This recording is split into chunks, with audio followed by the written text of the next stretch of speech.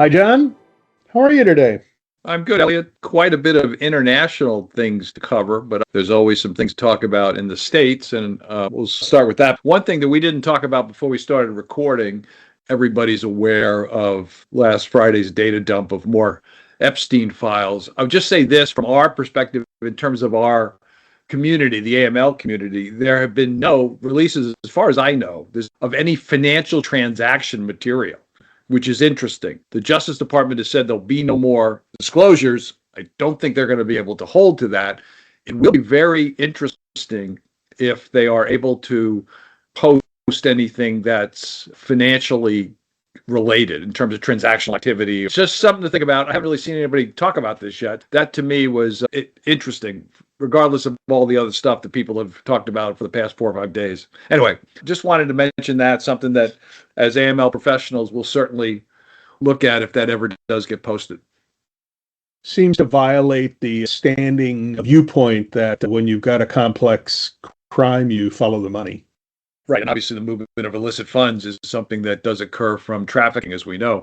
The Wall Street Journal, which has actually done some really excellent investigative reporting. They've always had a strong, I think, reporting function, regardless of what you think about opinion pages and all that. But the Wall Street Journal has always had some really good reporters, even far back as when I was at the Bankers Association. I always respected the good work they did. Over the weekend, they reported that prior to the inauguration of Trump, there was a $500 million investment for 49% of World Liberty, which is run by his sons, that came months before the UAE won access to what the journal is calling tightly guarded American AI chips. This is a big deal. So they say 4 days before the inauguration, lieutenants to an Abu Dhabi royal secretly signed a deal with the Trump family to purchase that 49% stake in what then was a fledgling cryptocurrency venture for $500 million. The deal, which had not been previously reported, was signed by Eric Trump. And at least $31 million was also slated to flow to entities affiliated with the family of Steve Witkoff, a World Liberty co-founder who has done some work regarding the Middle East. He's the U.S. envoy. In any event, this is a big deal for a number of reasons. There was concern during the Biden administration that this AI hardware was fearful that it might get in the hands of China because of the connection of UAE to China. That's something that people are still watching. So anyway, big story. The headline in the journal is, and I'm quoting, "Spy Sheik bought secret stake in Trump company from January 31st. So just tell our folks that pay attention to corruption and bribery and related issues to take a look at that article. I'm sure there'll be follow-ups. Yes. Staying in the U.S., the FACT Coalition came out with a review of the amount of tax that U.S. companies are paying in the U.S. versus other jurisdictions around the globe. And it turns out that many U.S.-based companies, long-standing U.S.-based companies, have been paying a lot less tax here than tax in other countries, in part because over the years, the tax code in the U.S. has been used for all different kinds of purposes beyond just straight revenue raising. But the reason that we now have better numbers is the Financial Accounting Standards Board changed some of their accounting rules that now requires U.S. companies to report this information more clearly. In the old rules, there was no requirement to break it down either in the report or a footnote. Again, interesting. I guess for me, the big takeaway, because I'm not shocked by the numbers, the big takeaway is more transparency is better.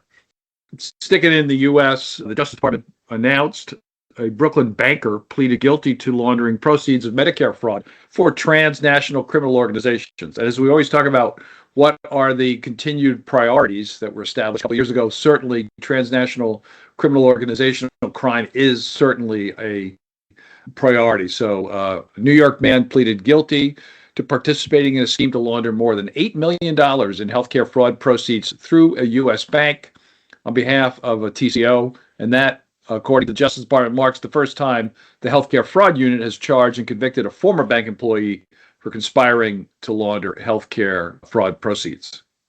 This is the first one, I think, that we've seen with a transnational criminal organization tied to the output of the money laundering. So it wouldn't shock me that there'll be more of them. Over the weekend, there was a guest essay by 6 former Homeland Security lawyers under the guest essay title, "We Were Top Homeland Security Lawyers. You Can't Wish Away the Fourth Amendment." ICE has reportedly issued a memorandum that authorizes its agents to enter private residences forcibly without a judicial warrant. And then according to the current general counsel, they defended the policy, saying that, quote, "Deep state actors in the federal government had for decades told ICE officers that they may not enter a fugitive's alien's home, even with the final order of removal and administrative warrant." And the article says, we disagree. And these lawyers, by the way, served in roles in both Republican and Democratic administrations. In any event, this opinion piece is in the February 2nd edition of the New York Times, and I think it's worth a read. It was well written and quite clear what the authors felt was the errors in the DOJ memo that you referred to. A couple things from the EU and the UK.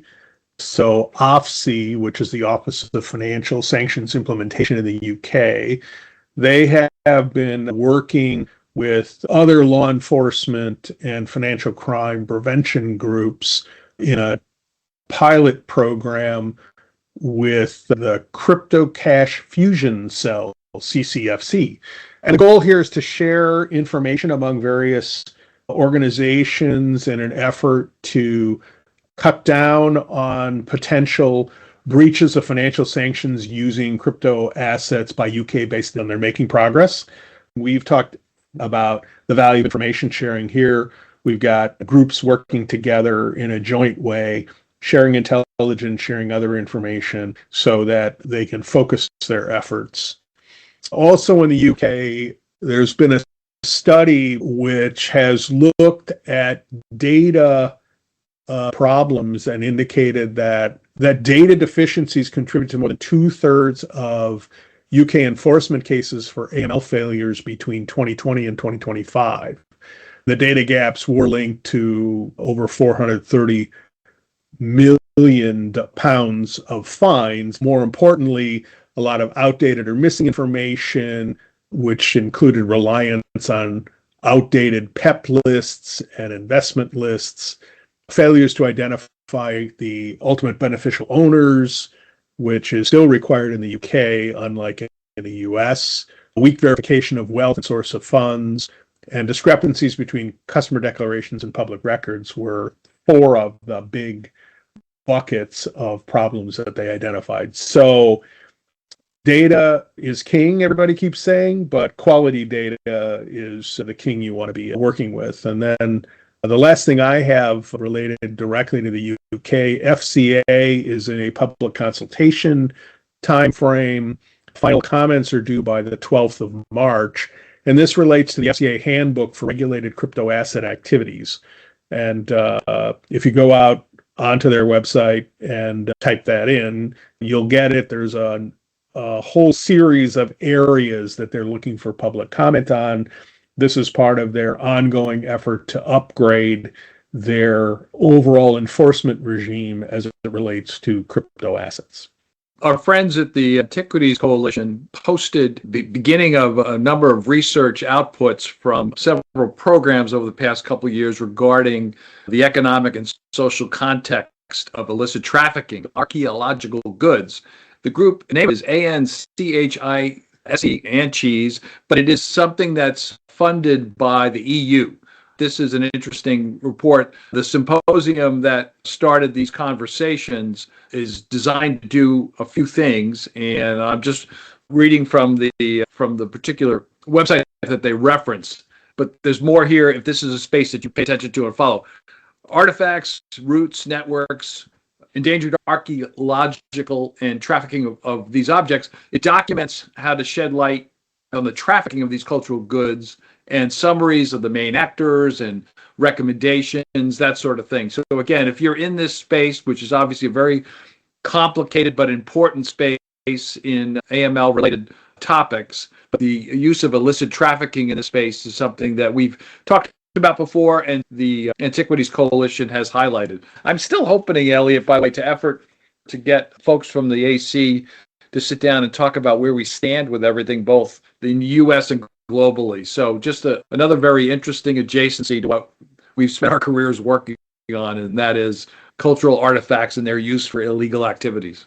Yes, and I know that you mentioned that we just saw this morning that AMLA in the EU has set its priorities for 26 through 28. You just want to give us the highlights on that?